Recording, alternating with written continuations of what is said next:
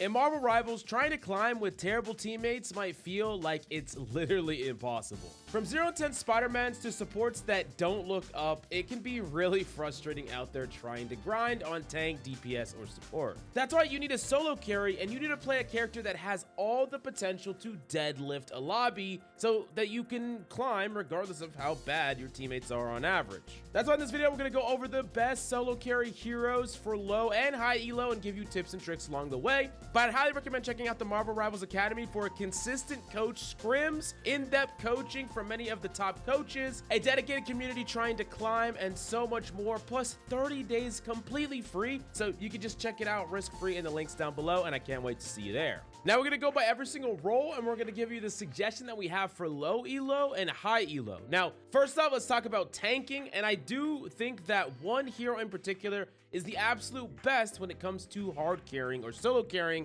at specifically the lowest of ranks, and that's Thor. And there's a lot of reasons why Thor is the best, and I do understand that Thor is quite a bit different than he used to be. There are a lot of changes to Thor that make him far more poke-esque, where he wants to spam his awakening from range. He doesn't want to roam around as much. He doesn't have as much survivability, but I'm here to tell you that none of that matters when we're talking about low rank. When we're talking about bronze, silver, gold, Thor is an absolute all-star at these elos.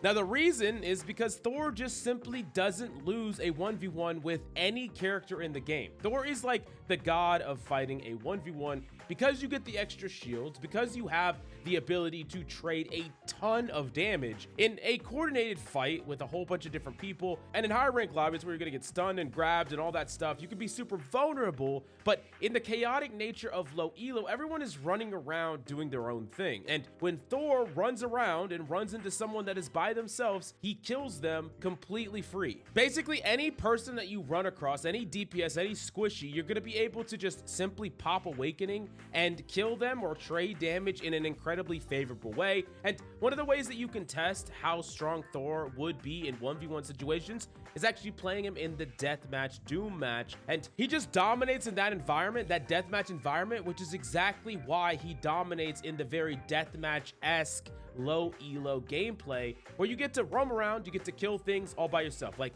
take a Moon Knight on the high ground, just farming over and over again. You fly up to him as Thor, you drop your bubble, your slow bubble if you want to, you pop awakening, and he cannot kill you, and you can kill him. Like, there's no way he could ever win that duel. And this is true for any 1v1, whether it's with the Hawkeye, whether it's with the Hela. Sure, as you climb and get really high elo, Thor's weaknesses really shine through, but I'm here to tell you that none of these weaknesses really matter in low elo, and Thor just becomes this all-star character. I actually think that's one of the reasons why they probably nerfed him or changed him, because he is so dominant in low elo and he has the potential to carry. But if you're really frustrated in low elo as a tank player, you feel like you're not getting enough heals, or you're like holding the line as Magneto and nothing ever happens and your team is constantly feeding, I'm telling you, Thor just gets to make things happen. You get to make plays happen, and you will carry with this character if you get good enough with him. So I highly recommend him. Now, when we talk about tanks, if you want a solo carry in the higher elo, there's one tank that shines through more than any other tank that is just super dominant when you get to mid or higher elo, that just gets to really do what they want and make impactful plays all the time, and it's Emma. Emma is an all-star, and I know she got really nerfed going into 2.5. Doesn't matter. This character is one of the best solo carry characters in the entire game, and there's a lot of reasons for it. Emma has really high burst damage with her grab, so there's a lot of characters that are just out of position. You just get to punish them right away. You can also make plays with it. If there's ever a support that's too far forward or a DPS that's too far forward, they get incredibly punished for that, and Emma can just kind of beeline to them with her diamond, grab them, kick them into a wall, and just get some free mid-fight kills.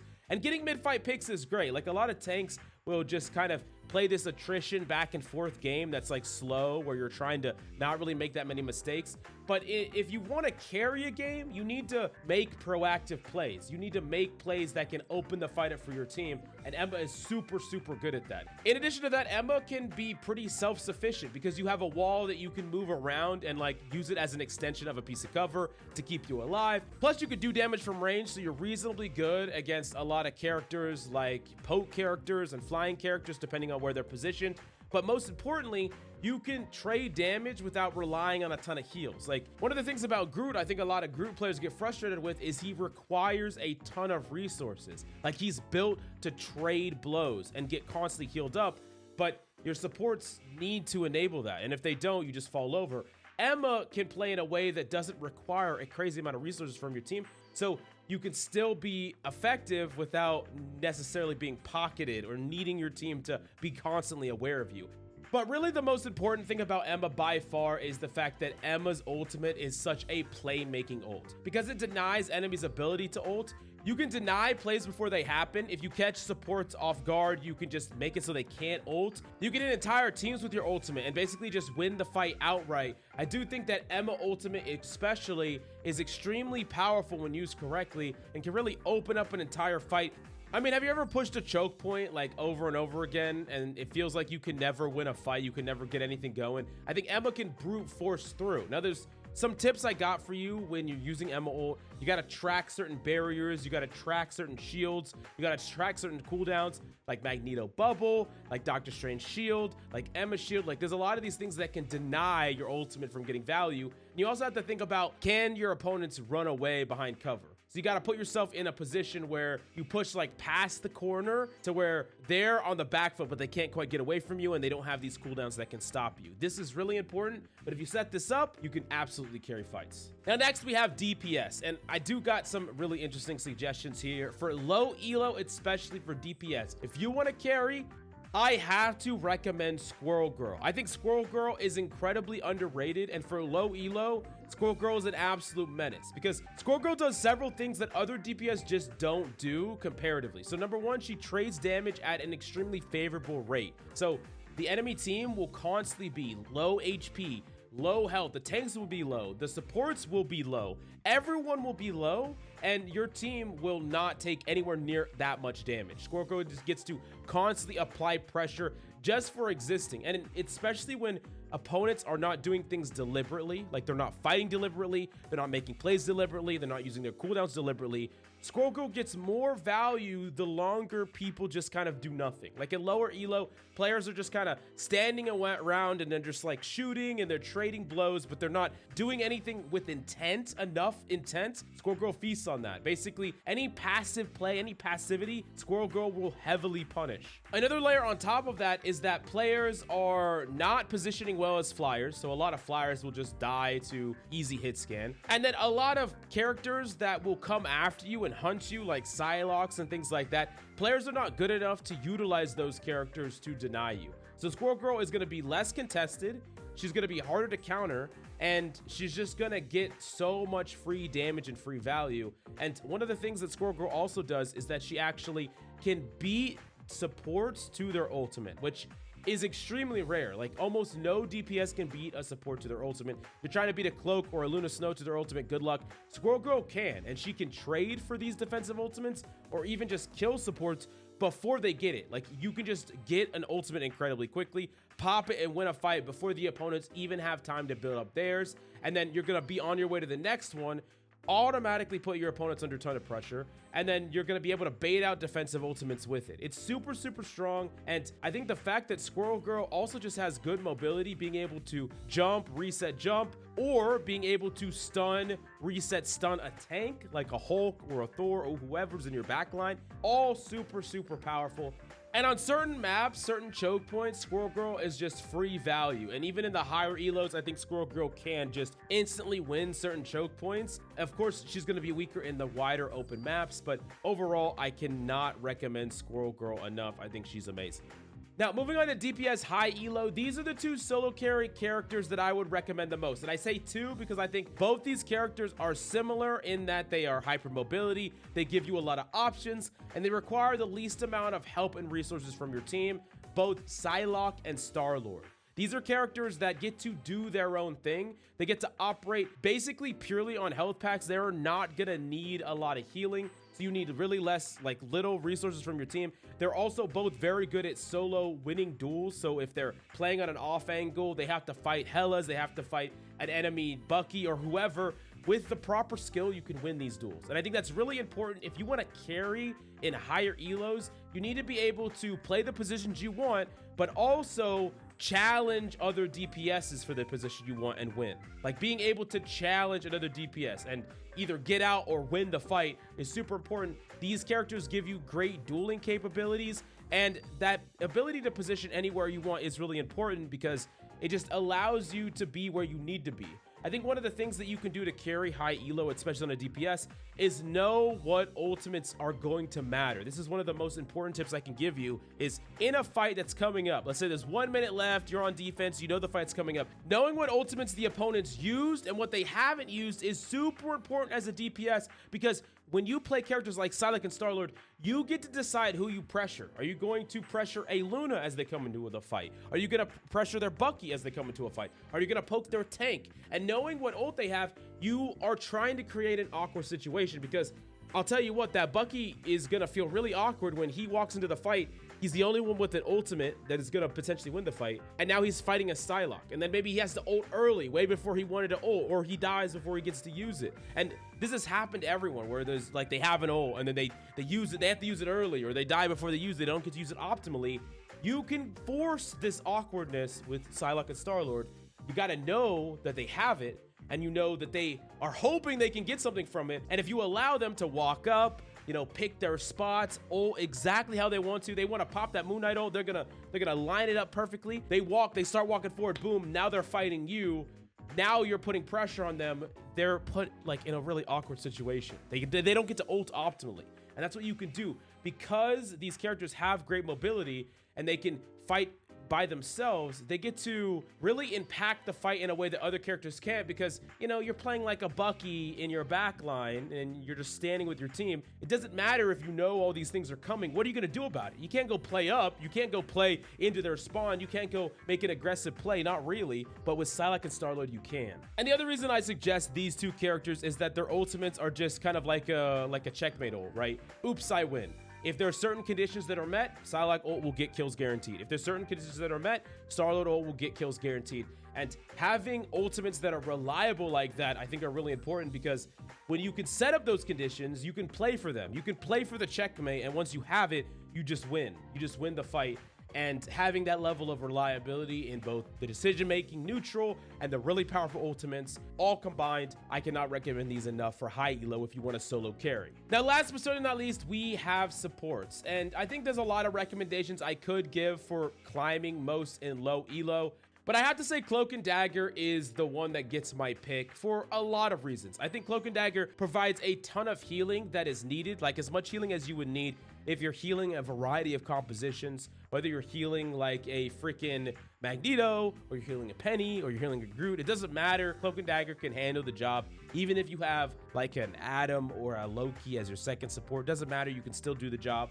The most important thing though here is that Cloak and Dagger is not just a heal bot. Like, you have the means to make plays, blind people, deal damage, and all of this is really important, because I think one of the things that can happen a lot for people that get stuck in the lower elos is that they heal bot too much. They play Rocket and they just sit there and they're just healing.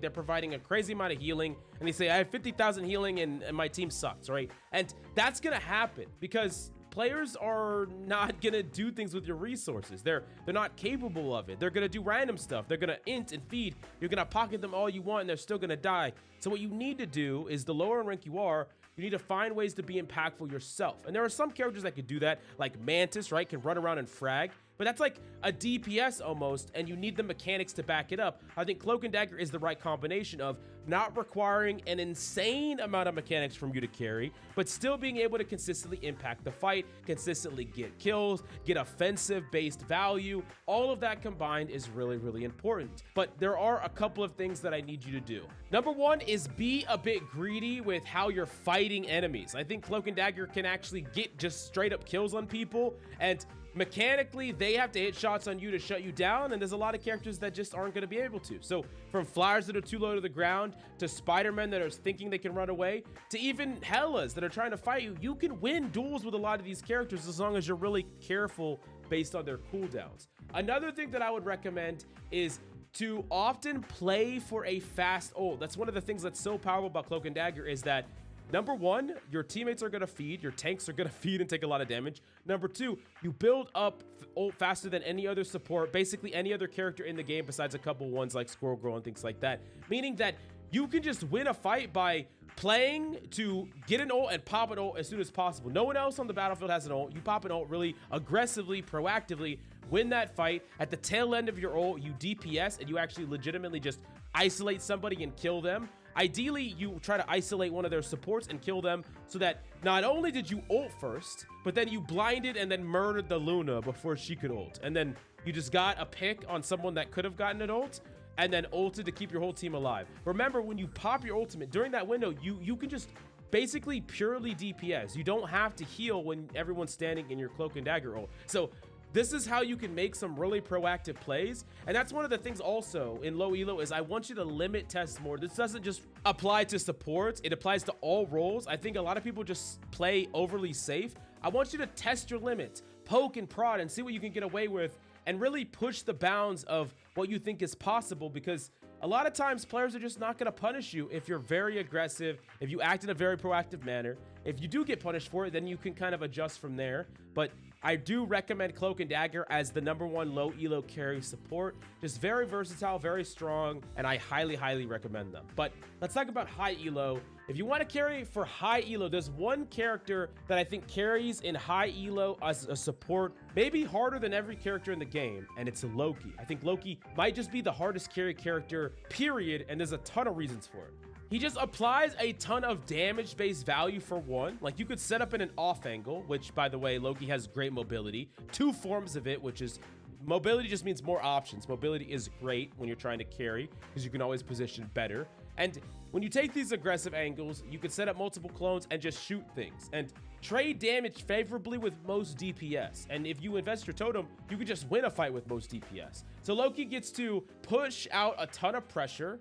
He has a totem, which is one of the most powerful, maybe the most powerful individual cooldowns in the entire game that keeps you alive against any ultimate, that will keep you alive against any 1v1. So, like, if a Loki wants to, he can just invest both clones and his totems to literally win a 1v1 against any squishy if he really wants to. But also, his totems can save his team. It can instantly heal a tank completely back to full from being at the cusp of death. It can deny Iron Man ults. It can deny so many things. So you having the flexibility to play wherever you want, apply pressure or healing wherever you want, save your team from ultimates and, you know, any ability if you want to, and then you put the icing on the cake here as an ultimate that could be anything, which most of the time is just going to be a defensive ult, which is really strong, but sometimes it's going to be like a storm copy and you're going to wipe the enemy team. There's so much flexibility you have with this character, not only on the offensive end, but the defensive end. He's just a character that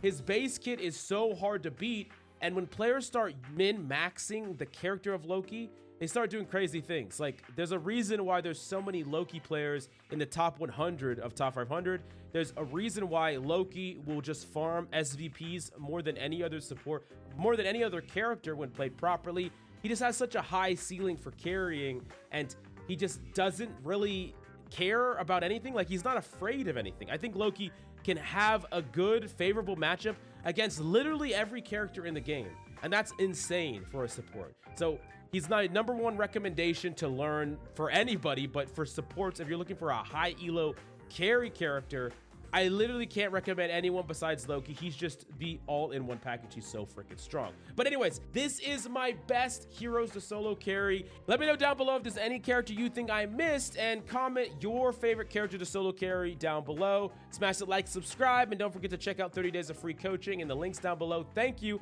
and I'll see you next time.